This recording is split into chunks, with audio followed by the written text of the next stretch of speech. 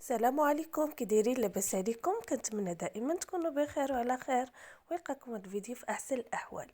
اليوم غنوجدوا واحد الكيك يومي بالنكهه ديال القرفه اللي عشاق الناس ديال القرفه. اول حاجه غنبداو على بركه الله، ناخذ المقادير والطريقه في نفس الوقت. ناخذ خلاط كهربائي وغادي نوضعوا فيه البيض. خديت 3 ديال البيضات.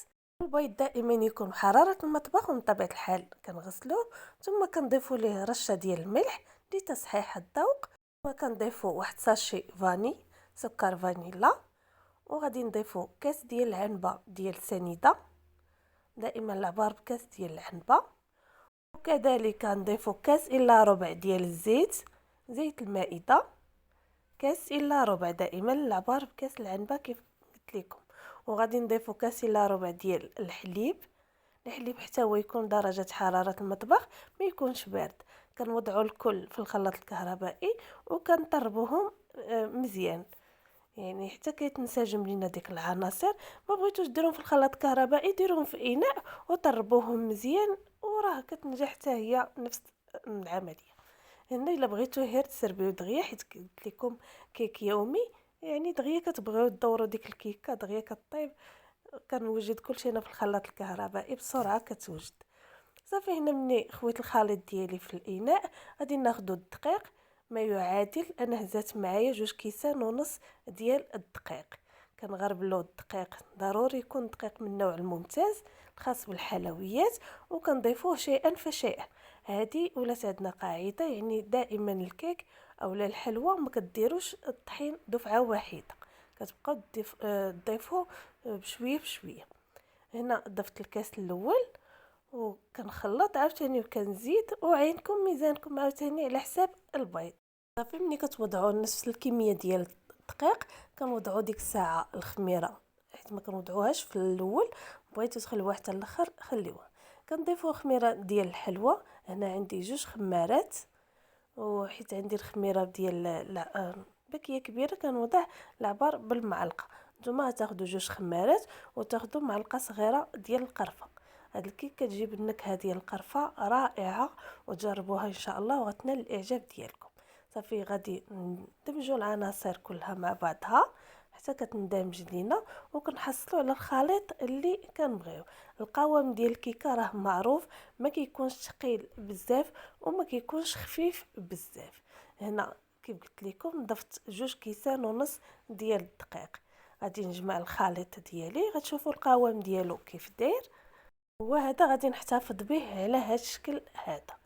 بالنسبه الا بغيتو تضيفوا ليه المكسرات، يعني الفواكه الجافه، ممكن تضيفوه مع الخليط، او لا بغيتو توضعوه من الفوق كيف غادي ندير انا. غادي نضيفوا ليه قطرات ديال الخل، اي ما يعادل معلقه صغيره. كنضيفوه حتى الاخر، دائما الكيك في الاخر ضيفوا ليه قطرات ديال الخل باش كتنجح معكم الكيكه 100%. صافي، غادي نخلطوها وغادي نوضعوها على جنب وندهنوا المول ديالنا. بالنسبه للمول انا اختاريت هذا المول اللي طويل ديال الزاج، وانتم ممكن تختاروا اي مول عندكم ديال الكيك. غندهنوه مزيان بالزبده وغادي نصبوا فيه الخليط. كيف المعتاد ملي كتبغيو تصبوا الخليط ديال الكيكه، ضروري ما كتهزوا داك الاناء باش كتهوى لكم ديك الكيكه ما كتجيش مدقسه. كنهزوها الفوق وحنا كنصبوها بطريقه متساويه. صافي، هنا غادي نستمروا حتى كنكملوا الكيك. كما قلت لكم الا بغيتو توضعوا الفواكه الجافه من الداخل راه ممكن. غادي نكملوا الكميه اللي عندنا، ثم غادي نقوموا بالتزيين ديالها. انا حكيت ليها القليل من التفاح من الفوق، كيجي واحد النكهه. كنعرفوا التفاح كيتواتى مع القرفه، والفواكه الجافه حتى هي كتواتى مع القرفه. صافي، غادي نحك التفاحير هكا، هذه فقط كاضافه. بغيتو تضيفوها مرحبا، ما بغيتوش ماشي مشكل. وغادي نضيفوا الفواكه الجافه، انا هرمشتها شويه وغادي نوضعها فوق الكيك ديالي. هنا عندي شويه اللوز، الكركاع، شويه الزبيب وشويه ديال البيستاش، خلطتهم كاملين اللي متوفر عندكم، ماشي ضروري يكونوا كاملين. صافي، وكنوضعوهم الفوق. كيجي هذا الكيك رائع. انا من العشاق ديال الكيك اللي كيكونوا فيه بحال هكا القرمشات ديال الفواكه الجافه، او اللي كتكون فيه شي تعليكه. كيعجبوني هاد الانواع ديال الكيك. صافي، هنا غادي نوضع الكميه اللي عندي ديال الفواكه الجافه وغادي نوضعوه في الفرن. بالنسبه للفرن ما كنسخنوش الفرن على قبل، كندخل الطاوه ديالي وكنشعل الفران. من بعد ما سالينا غادي ناخذ واحد رشيشه ديال القرفه وغادي ندردروها من الفوق، نرشوها من الفوق، وكذلك ناخذ قليل سنيده واحد الرشيشه وكندردروها حتى هي من الفوق باش كيجيونا منكهين وكتجينا حتى معلكه.